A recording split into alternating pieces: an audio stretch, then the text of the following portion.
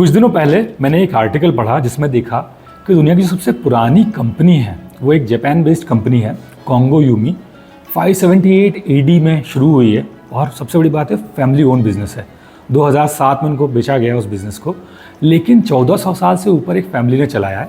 Construction based business था। पहले बौद्ध टेम्पल बनाते थे और फिर बाकी कंस्ट्रक्शन में उतरे। तो बड़ा अच्छा लगा कि कोई फैमिली बिजनेस इतना लंबा चल सकता है।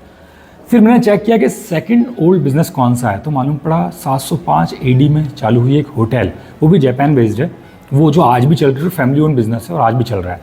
थोड़ा शौक लगा कि दोनों सबसे पुराने फैमिली ओन बिजनेस जापान में है, तो ऐसा क्या है जापान में। फिर मैंने कुछ और डेटा देखा और वो डेटा मैं आपके साथ शेयर करना चाहता हूँ। मोर देन 33,000 बिजनेस जापान में ऐसे हैं जो 100 साल पुराने हैं। 3100 बिजनेस ऐसे हैं जो 200 साल पुराने हैं। करीबन 140 बिजनेसेस ऐसे हैं जो 500 साल पुराने हैं और करीबन 19 कंपनीज ऐसी हैं जो 1000 साल पुरानी हैं। और ये सब की सब फैमिली ओन बिजनेस हैं। ये सारी कंपनीज फैमिली ओन बिजनेस हैं। तो थोड़ा शॉकिंग है कि बिकॉज अगर हम इंडिया की बात करते हैं तो यहाँ एक बड़ी दिक्कत है कि 200 साल भी एक बिज़नेस को चलाना, फैमिली बिजनेस को चलाना बड़ा मुश्किल काम है। ये 500 और 1000 साल कैसे चला रहे हैं। Hi, I am Pushpendra Singh. I train business owners to scale their business. और आज हम जानेंगे वो 10 सीक्रेट्स जिसके थ्रू जापानीज फैमिली बिजनेस इतना लंबा सस्टेन कर पाते हैं, इतना लंबा रन कर पाते हैं। तो चलिए शुरू करते हैं।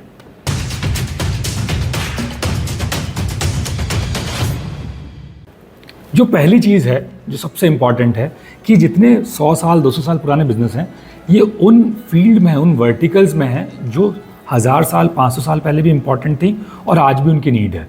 Like hotels, construction, food, liquor, games.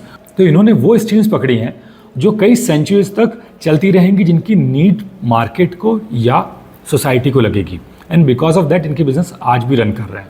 जो दूसरी चीज़ है वो ये है कि इन लोगों ने अपने बिजनेस को डाइवर्सिफाई नहीं किया। अब आई डोंट नो ये सही है या गलत है, पर ये जिस बिजनेस में 500 साल पहले थे उसी बिजनेस में आज हैं और सेम लेवल पे बिजनेस करते जा रहे हैं। बिजनेस ग्रो कर रहे हैं पर सेम वर्टिकल में ग्रो कर रहे हैं, डाइवर्सिफाई नहीं कर रहे हैं। नेक्स्ट चीज़ जो बहुत अच्छी है कि इन्होंने अपने आप को टाइम टू टाइम अडॉप्ट किया है, अपने आप को चेंज किया, पर बिजनेस चेंज नहीं करा।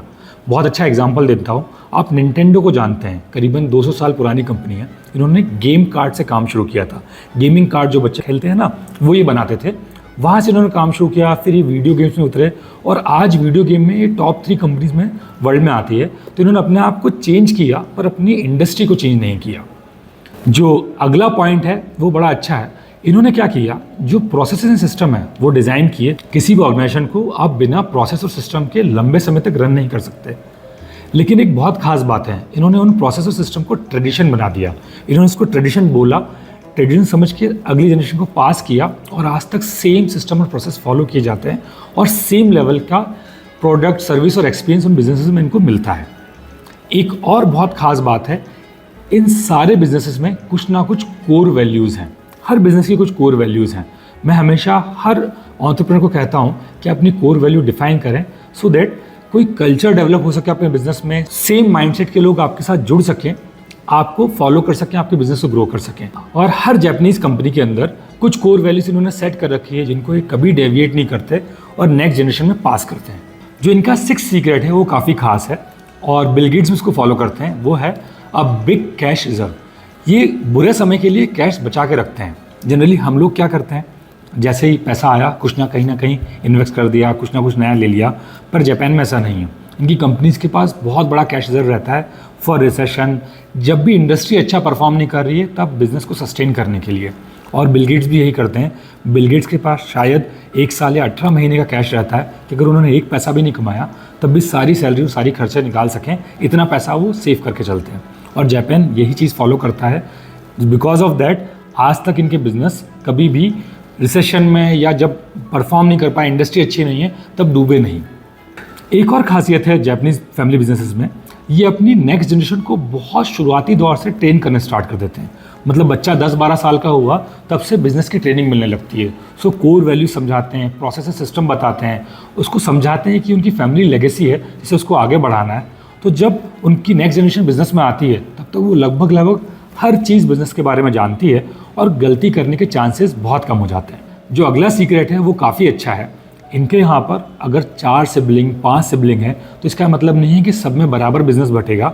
या सबसे बड़ा वाला भाई या बहन बिजनेस संभालेगी। यहाँ एग्ज़ाम होता है और एग्ज़ाम को जो सबसे अच्छी तरह से परफॉर्म करके पास करता है, बिज़नेस उसको दिया जाता है।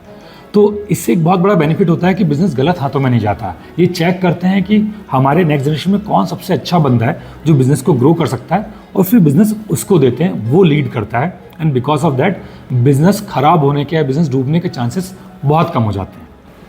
कई बार ऐसा होता है कि जो नेक्स्ट जनरेशन आती है इन फैमिली बिजनेसेस में, वो या तो रेडी नहीं होती या इंटरेस्टेड नहीं होती और या कैपेबल नहीं होती to handle that business, to run that business.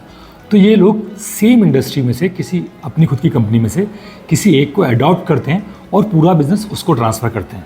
सबसे अच्छा केस बताता हूँ सुजुकी मोटर्स का, जो इनके लास्ट सीईओ थे Osamu Suzuki. He was a adopted child और उन्होंने बिज़नेस को बढ़ाया, मल्टीफोल्ड ग्रो किया, बिकॉज उस समय कोई और नहीं था जो बिज़नेस को रन कर सकता या ग्रो कर सकता। अब आखिरी सीक्रेट जो कि मैं मानता हूँ हर कंपनी के अंदर होना ही चाहिए, ये सारे फैमिली बिजनेस बहुत ज़्यादा कस्टमर फोकस हैं। इनका मेन एम रहता है इनकी कस्टमर सर्विस बहुत स्ट्रांग रहे, इनका कस्टमर एक्सपीरियंस बहुत स्ट्रांग रहे, सो दैट कस्टमर रिपीट हो या रेफरल दें। और ये हर बिज़नेस में होना चाहिए, not in Japanese business, not in family business, पर आप कोई सा भी बिज़नेस चला रहे हैं, अगर आपने कस्टमर सर्विस पे दिमाग नहीं लगाया तो कहीं ना कहीं लॉन्ग टर्म में आपको बहुत नुकसान होगा। तो ये थे वो 10 सीक्रेट्स जिसके थ्रू जापान आज कई सौ सालों से अपने बिजनेस को चला रहा है। अब आप बताइए इसमें से कौन कौन सी चीज़ें हैं या कौन सी एक चीज़ आप अपने फैमिली बिजनेस में इम्प्लीमेंट करेंगे।